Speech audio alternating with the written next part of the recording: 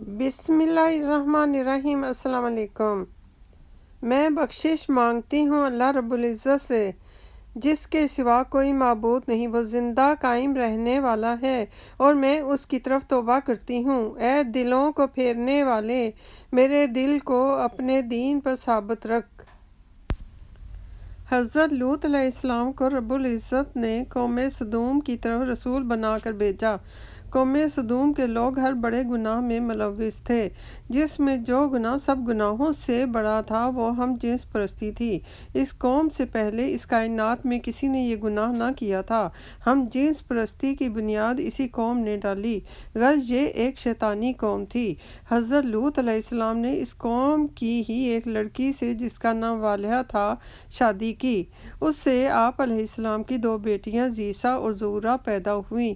آپ علیہ السلام نے اس علاقے میں کھیتی باڑی کا پیشہ اختیار کیا۔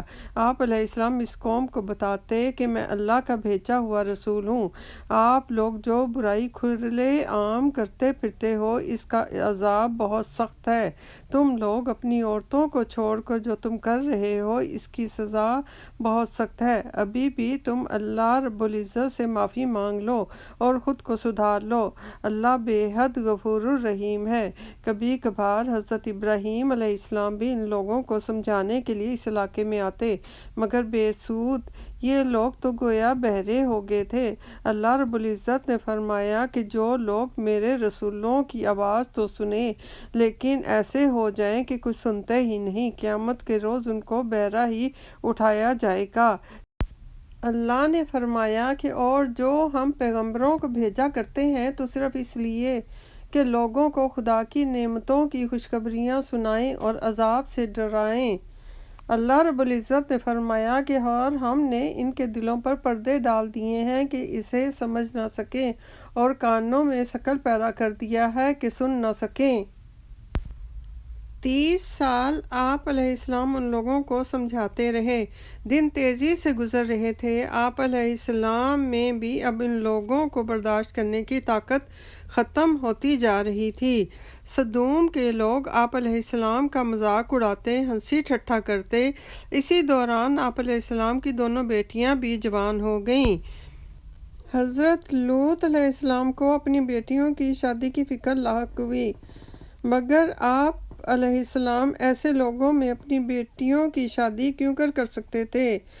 رشتے آنے شروع ہوئے، آپ علیہ السلام انکار کر دیتے۔ یوں وہاں کے لوگ اور بھی آپ علیہ السلام کے خلاف ہو گئے، لگے آپ علیہ السلام کو تنگ کرنے۔ اسی دوران ایک دو قبیلے کے سرداروں کے گھروں سے آپ علیہ السلام کی بیٹیوں کا رشتہ آیا۔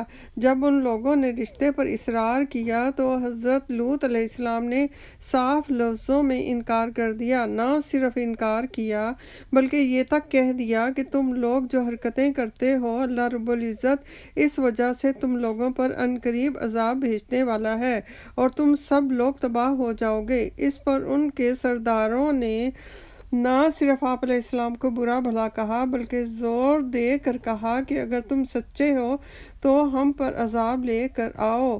کہاں ہے تمہارا عذاب؟ کب تک تم عذاب کر کے ہمیں ڈرانے کی کوشش کرتے رہو گے، اور کب سے تم ہم سے اسی طرح کی باتیں کر کے ہمیں پریشان کرتے رہتے ہو؟ لاؤ عذاب، لاؤ عذاب، لاؤ، کہاں ہے عذاب؟ حضرت لوط علیہ السلام بہت دکھی ہوئے۔ آپ علیہ السلام نے دعا کی کہ میرے رب اس قوم پر میری مدد کر، اے میرے رب مجھے اور میرے خاندان کو بچانا۔ ادھر حضرت لوط علیہ السلام نے دعا کی، ادھر اللہ رب العزت نے سدوم کے لوگوں پر نہ ٹلنے والے عذاب کا حکم صادر فرما دیا۔ فرشتے اللہ تعالیٰ کے حکم سے حضرت لوط علیہ السلام کے پاس آئے، عذاب کی خبر دی اور کہا کہ صبح ہونے سے پہلے آپ علیہ السلام اپنی دونوں بیٹیوں کو لے کر اس شہر سے چلے جائیں۔ آپ علیہ السلام اپنے گھر والوں کے پیچھے چلیں گے۔ آپ لوگوں میں سے کوئی بھی پیچھے مڑ کر نہیں دیکھے گا، مگر آپ علیہ السلام کی بیوی عذاب سے نہ بچ سکے گی۔ حضرت لوط علیہ السلام سحری سے کچھ پہلے وہاں سے روانہ ہوئے تو عذاب آیا۔ اللہ رب العزت نے آپ اور آپ کی دونوں بیٹیوں کو بحفاظت وہاں سے نکال دیا۔ آپ علیہ السلام اور آپ کی بیٹیوں نے ایک غار میں پناہ لی۔ اور پھر سورج کی کرنوں کے ساتھ اس قوم کو بہت بڑی چنگھاڑ نے آ لیا، ایک نہ ٹلنے والا عذاب۔ استغفر اللہ۔ حضرت جبرائیل علیہ السلام نے پر مار کر بستی کے نیچے کے حصے کو اوپر اور اوپر کے حصے کو 4000 فٹ نیچے کر دیا، اور پھر آسمان نے اس بستی پر پکی ہوئی مٹی کے نشان زدہ پتھر برسانے شروع کر دیے۔ یکے بعد دیگرے 3 عذاب اس قوم پر آئے۔ اللہ نے اس قوم سے شدید نفرت کا اظہار کیا۔ اس علاقے پر ابھی بھی عذاب کے نشانات موجود ہیں، اور نشان زدہ پتھر بھی اس علاقے میں پائے جاتے ہیں۔ اس جگہ کو بحر مردار یا بحر لوط بھی کہا جاتا ہے۔